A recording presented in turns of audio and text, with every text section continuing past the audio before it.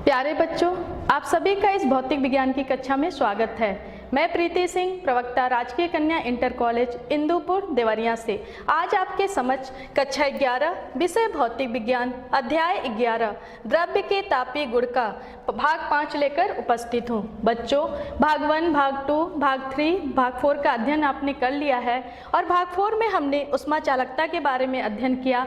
वहाँ पे देखा कि उष्मा प्रवाह की दर किस प्रकार उष्मा चालकता पर निर्भर करती है। जब दो चालक को समांतर क्रम या श्रेणी क्रम में जोड़ा जाता है तो उस समय उष्मा प्रवाह की दर क्या होती है, उसके संपर्क तल का ताप क्या होगा, तुल्य उष्मा चालकता क्या होगी, उसमें प्रतिरोध क्या होगा, इसका हमने अध्ययन कर लिया है। उसी क्रम में आज हम विकिरण से संबंधित महत्वपूर्ण बिंदुओं, महत्वपूर्ण नियमों को लेकर आए हैं जिसका हमें इस व्याख्यान में अध्ययन करना है। तो एक बार देख लेते हैं भाग 5 में हमारे चर्चा के बिंदु क्या हैं।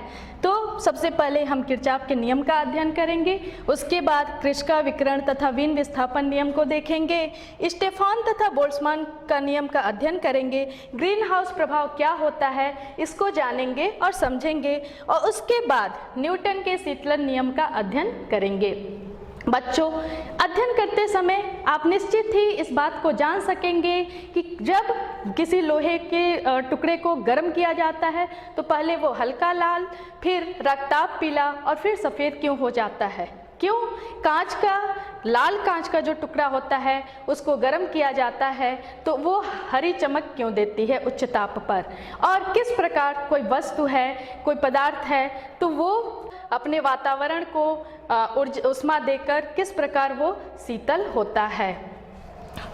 तो बच्चों, आइए हम आज का जो हमारा टॉपिक है किरचॉफ का नियम देखते हैं। किरचॉफ के नियम का अध्ययन करने से पूर्व हमें कुछ महत्वपूर्ण टर्म्स को जानना जरूरी है। तो सबसे पहले देखिए कि किसी तल की उत्सर्जन क्षमता क्या होती है। मान लीजिए कोई वस्तु है और उसका टेम्परेचर वातावरण के टेम्परेचर से अधिक है तो तापांतर के कारण वस्तु से ऊष्मीय विकिरण उत्सर्जित होगा जो कि वातावरण में जाएगा। तो जो उत्सर्जन की दर होगी, ऊष्मीय विकिरण के उत्सर्जन की जो दर होती है वो पृष्ठ के क्षेत्रफल, पृष्ठ के प्रकृति पे निर्भर करती है। किसी तल के क्षेत्रफल A से T सेकेंड में उत्सर्जित विकिरण ऊर्जा की मात्रा यदि Q हो तो उस तल की उत्सर्जन क्षमता E = Q/A × T होती है, जहाँ पे A क्या है? तल का क्षेत्रफल है। अगर A = 1 मीटर स्क्वायर हो और T = 1 सेकेंड हो तो यहाँ से देखिए किसी तल की उत्सर्जन क्षमता E को डिफाइन कर सकते हैं। वो E बराबर क्या हो जाएगा यहाँ से इक्वेशन से Q। तो किसी तल के प्रति एकांक क्षेत्रफल द्वारा 1 सेकेंड में उत्सर्जित विकिरण ऊर्जा की मात्रा को उस तल की उत्सर्जन क्षमता कहते हैं। इसका मात्रक जूल प्रति मीटर स्क्वायर प्रति सेकेंड अथवा वाट प्रति मीटर स्क्वायर होता है। बच्चों, आइए देखते हैं किसी तल की अवशोषण क्षमता क्या होती है। जब भी किसी पृष्ठ पर ऊष्मीय विकिरण आपतित होती है तो वह पृष्ठ उसके कुछ भागों को अवशोषित कर लेता है और कुछ भागों को परावर्तित करता है, रिफ्लेक्ट करता है। तो किसी तल द्वारा किसी समय में अवशोषित विकिरण ऊर्जा की मात्रा तथा उसी समय में उस पर आपतित कुल विकिरण ऊर्जा की मात्रा के निष्पत्ति अनुपात को उस तल का अवशोषण क्षमता कहते हैं। अवशोषण क्षमता को A से डिनोट करते हैं और अवशोषण क्षमता A बराबर पृष्ठ द्वारा अवशोषित विकिरण ऊर्जा बटा पृष्ठ पर आपतित कुल विकिरण ऊर्जा होता है। बच्चों, आदर्श कृष्णपिंड अथवा कृष्णिका क्या होती है? तो आदर्श कृष्णपिंड अथवा कृष्णिका वह वस्तु होती है जो अपने ऊपर आपतित संपूर्ण ऊष्मीय विकिरण को अवशोषित कर लेता है, चाहे वो उसकी तरंगदैर्घ्य कुछ भी क्यों ना हो। बच्चों, इस प्रकार आदर्श कृष्णिका के लिए जो अवशोषण क्षमता A होगी वो 1 होगी। वास्तव में आदर्श कृष्णिका व्यवहारिक रूप में होता नहीं है। व्यवहारिक रूप में फेरी ने एक व्यवहारिक कृष्णिका बनाया जिसमें धातु की दोहरी दीवार की एक गोला होता है जिसमें एक छिद्र होता है। इसके भीतरी तल को काला पेंट कर दिया जाता है या इसको कालिक से इसको पेंट कर दिया जाता है। और इसके द्वारा जो भी विकिरण इसमें आपतित होगा वो क्या होगा, इसमें उसका मल्टीपल रिफ्लेक्शन होगा और वो इस प्रकार ऊर्जा अवशोषित कर लेगा, विकिरण ऊर्जा के लगभग संपूर्ण मात्रा को अवशोषित कर लेगा। यहाँ पे देखिए छिद्र के जस्ट सामने यहाँ पे शंकु आकार का बना हुआ है, ताकि जो भी विकिरण इस पे अगर आपतित हो तो उसका परावर्तन दूसरे डायरेक्शन में हो जाए, विकिरण बाहर ना निकल सके। तो इस प्रकार इसके द्वारा जो संपूर्ण विकिरण को अवशोषित कर रहा है, इसलिए इस छिद्र को आदर्श कृष्णिका कहते हैं। बच्चों एक चीज आप ध्यान दीजिएगा, कृष्णिका का ये मतलब नहीं होता है कि कोई काले रंग का वस्तु हो, नहीं, वो सभी वस्तु जो अपने ऊपर संपूर्ण विकिरण को अवशोषित करती हैं, विकिरण को अवशोषित करती हैं, वो कृष्णिका कहलाती हैं और उच्च ताप पर ये संपूर्ण विकिरण को उत्सर्जित भी करती हैं, जैसे कि सूर्य। अब बच्चों आइए देखते हैं किरचॉफ का नियम क्या है। किसी निश्चित ताप पर सभी वस्तुओं की उत्सर्जन क्षमता तथा अवशोषण क्षमता की निष्पत्ति एक ही होती है तथा यह उसी ताप पर एक आदर्श कृष्णिका के उत्सर्जन क्षमता के बराबर होती है, अर्थात E/A = E0, जहाँ E क्या है, किसी पृष्ठ की उत्सर्जन क्षमता है किसी निश्चित ताप पर और उसी ताप पर ये अवशोषण क्षमता है उस पृष्ठ की, और E0 उसी ताप पर कृष्णिका का उत्सर्जन क्षमता है। बच्चों आइए इसको समझते हैं कि ये इक्वेशन आया कि कैसे। बच्चों मान लिया कि दो आइडेंटिकल ज्योमेट्रिकल शेप की जो बॉडी A और B है, अर्थात जिसका आकार सेम है, सरफेस एरिया सेम है, उसको एक बंद बर्तन में रखा गया है जिसका ताप T है। चूंकि A और B की जो सरफेस एरिया है वो समान है, तो जो भी विकिरण A पे आपतित होगी डेल्टा T टाइम पे, उतना ही विकिरण B पे आपतित होगी। यहाँ पे B ध्यान दीजिए, ये ब्लैक बॉडी है, कृष्णिका है। तो मान लीजिए डेल्टा T समय में A पे डेल्टा Q विकिरण आपतित हो रहा है, डेल्टा T टाइम में, डेल्टा T टाइम में A पे डेल्टा Q विकिरण आपतित हो रहा है। चूंकि B का ये ज्योमेट्रिकल शेप दोनों का समान है, आइडेंटिकल है, इसलिए B पर भी उतना ही विकिरण आपतित होगी। चूंकि इसका टेम्परेचर नियत है, तो जितना ऊर्जा ये अवशोषित करेगा ब्लैक बॉडी, उतना ही ऊर्जा को ये उत्सर्जित भी करेगा। यदि ये B की उत्सर्जन क्षमता E0 है तो हम लिख सकते हैं आदर्श कृष्णिका के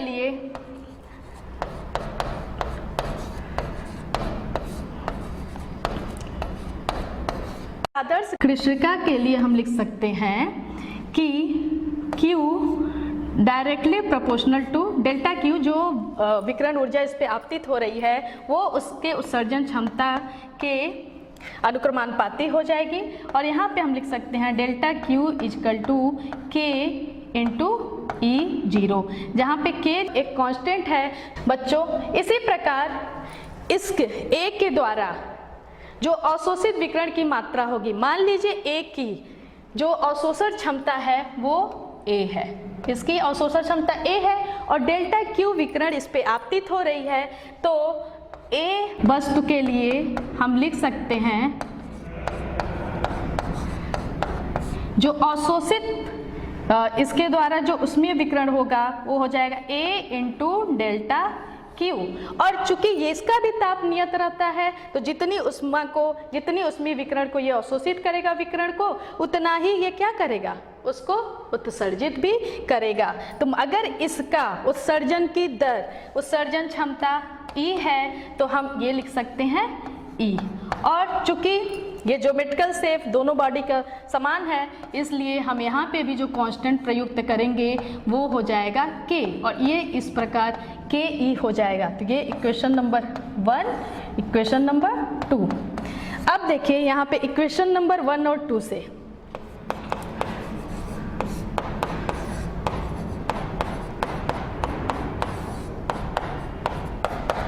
अगर हम 2 में 1 का भाग दें तो हम लिख सकते हैं A delta Q upon delta Q = K E upon K E0, और K से K कैंसिल हो जाएगा, डेल्टा की उससे कैंसिल, और यहाँ से आप देखिए लिख सकते हैं कि A upon E equal to 1 upon E0 या E upon A equal to E0।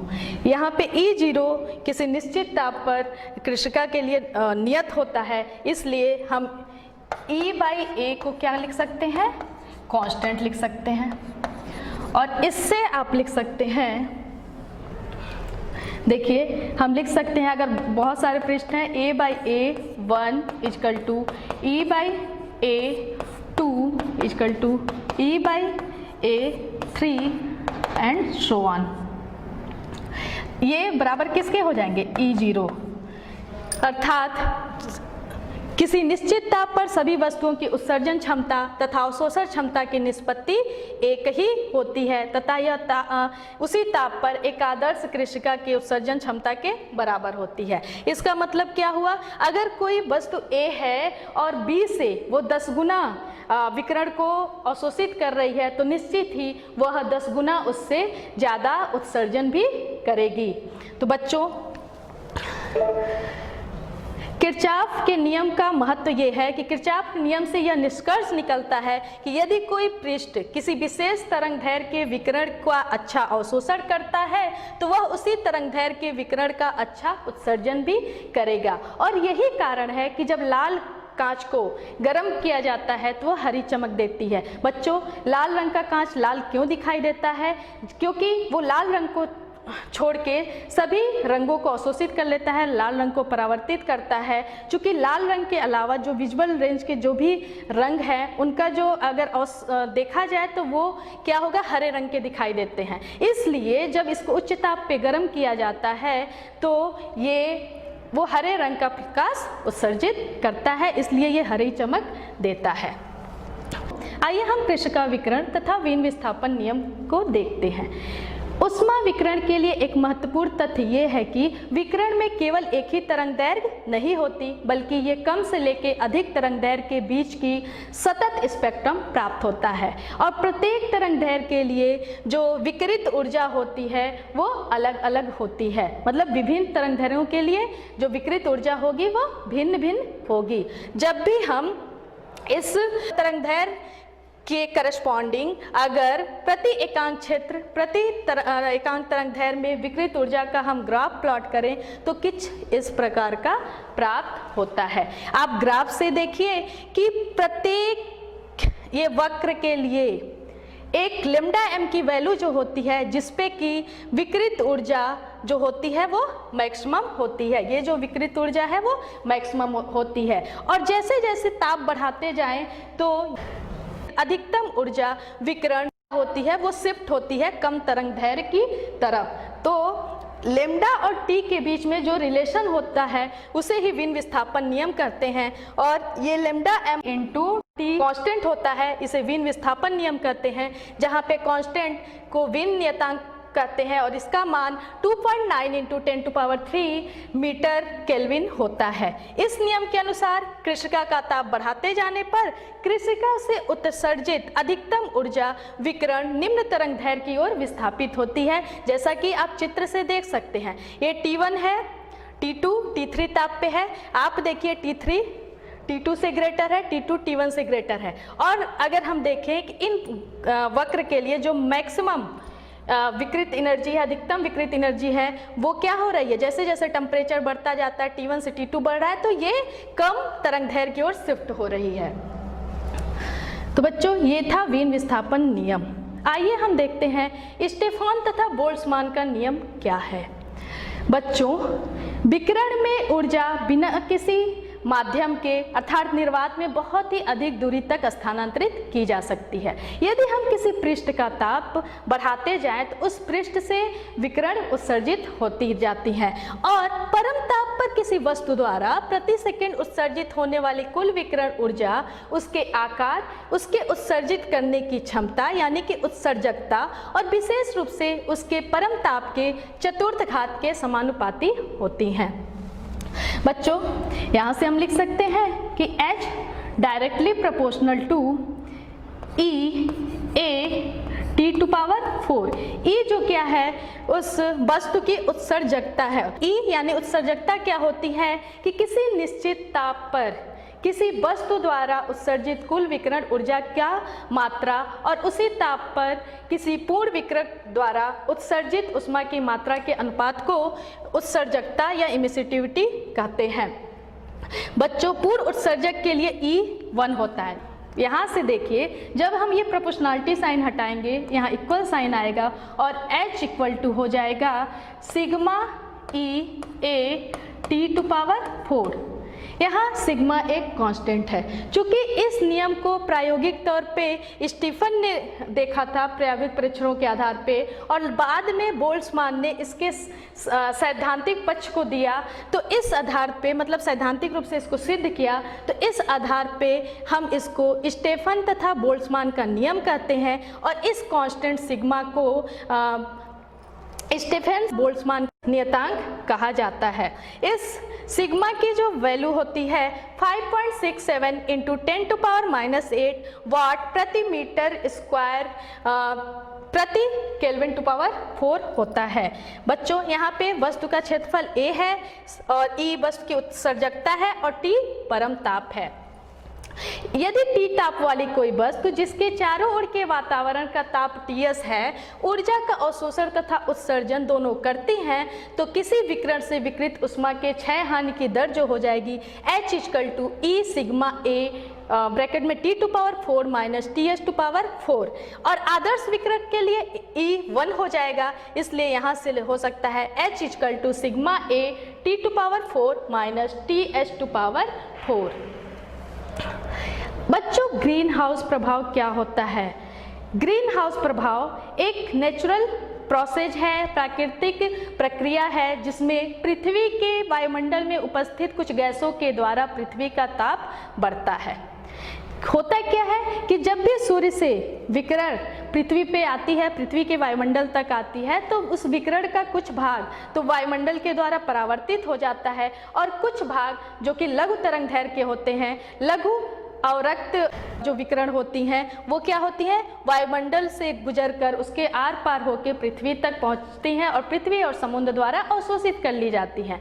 जब ये विकिरण पृथ्वी के द्वारा री इमिट की जाती हैं या ये कह लें कि पुनः विकृत की जाती हैं, तो इनकी जो तरंग दैर्घ्य होता है अब वो दीर्घ अवरक्त क्षेत्र में पाया जाता है और वो तरंग दैर्घ्य वायुमंडल में उपस्थित ग्रीन हाउस गैसों द्वारा क्या होता है, अवशोषित कर ली जाती हैं। ग्रीन हाउस गैस क्या है? जैसे कि carbon dioxide, methane, nitrous oxide और क्लोरोफ्लोरोकार्बन होते हैं, जो कि इस दीर्घ तरंग दैर्घ्य को अवशोषित कर लेते हैं और इस प्रकार जो विकिरण होता है वो वायुमंडल में ही फंस जाता है, ट्रैप्ड हो जाता है और जिससे कि पृथ्वी का ताप बढ़ जाता है। इसे ही हम ग्रीन हाउस प्रभाव कहते हैं।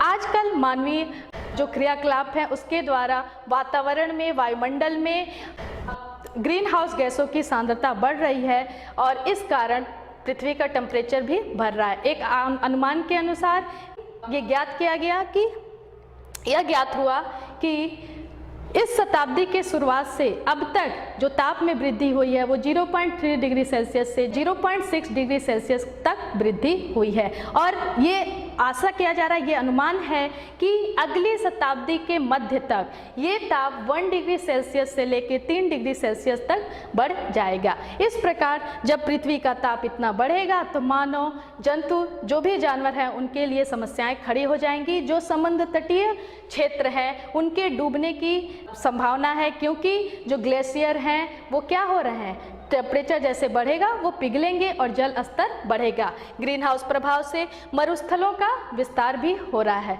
लेकिन ग्रीन हाउस प्रभाव के कुछ व्यवहारिक उपयोग भी हैं, जैसे जो शीत प्रदेश हैं, बहुत ज़्यादा जो ठंडे प्रदेश हैं, वहाँ पे खिड़की दरवाजों में कांच का प्रयोग किया जाता है और वहाँ पे वनस्पतियों के उत्पादन के लिए कांच के बहुत बड़े बड़े शेड लगाए जाते हैं और उसमें वनस्पतियों का उत्पादन होता है। बच्चों, आपने देखा होगा कि यदि कोई गर्म चाय की प्याली है या गिलास में गर्म पानी है और मेज पे रखा है तो धीरे धीरे ठंडा हो जाता है और उसका ताप वातावरण या उसके परिवेश के ताप के बराबर हो जाता है। तो ये किस प्रकार परिवेश को अपना ताप विनिमय करके कोई वस्तु शीतलित होती है, आइए इसको एक क्रियाकलाप द्वारा देखते हैं। हम एक उष्मामापी लेते हैं जिसमें एक विडोलक होता है, एक तापमापी होता है और उस पे मान लेते हैं 300 ml जल रहता है।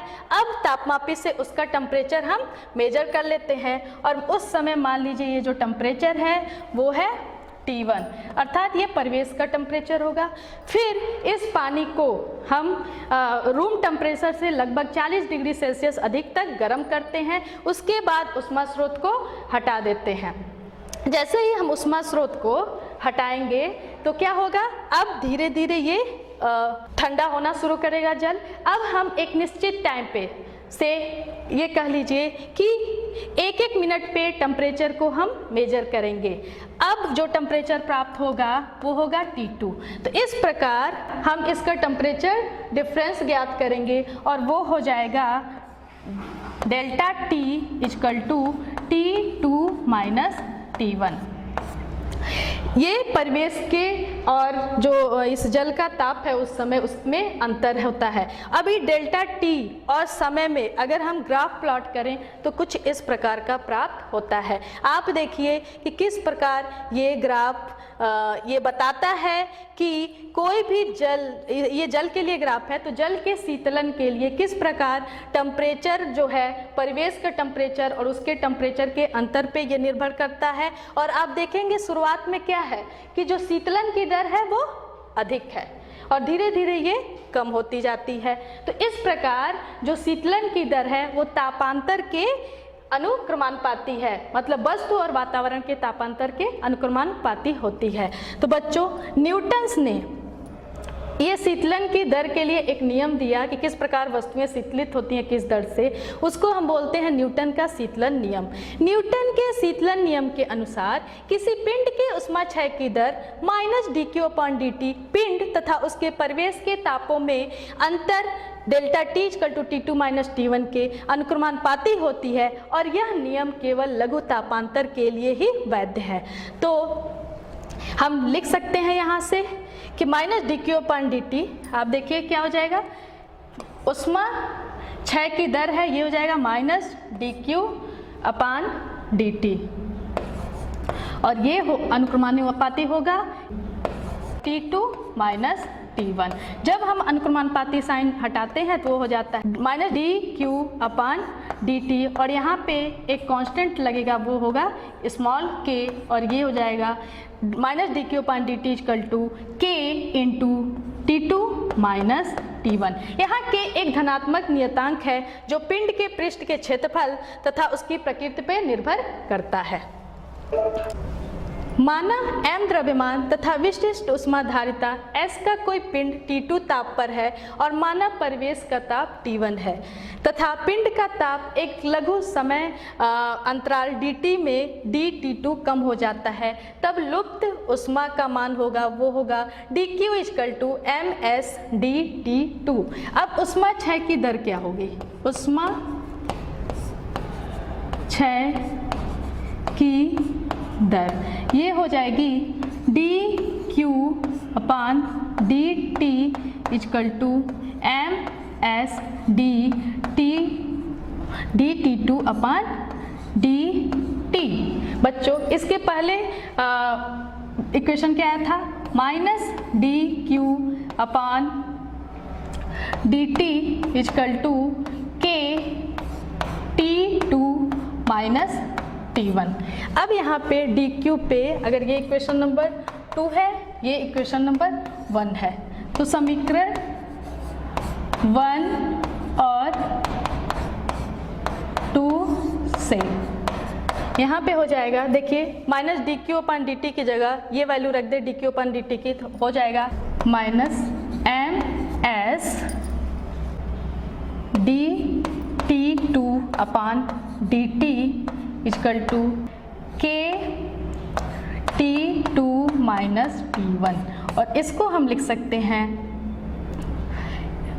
dT2/T2 minus T1 equal to minus k/ms और ये हो जाएगा dt टी।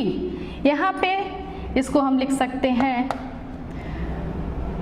माइनस के, यहाँ पे कैपिटल के होगा, ये स्मॉल के था बच्चों, यहाँ कैपिटल के कांस्टेंट है, के D T.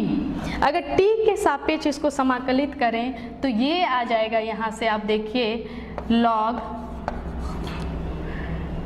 T2 minus T1, और ये हो जाएगा KT प्लस C।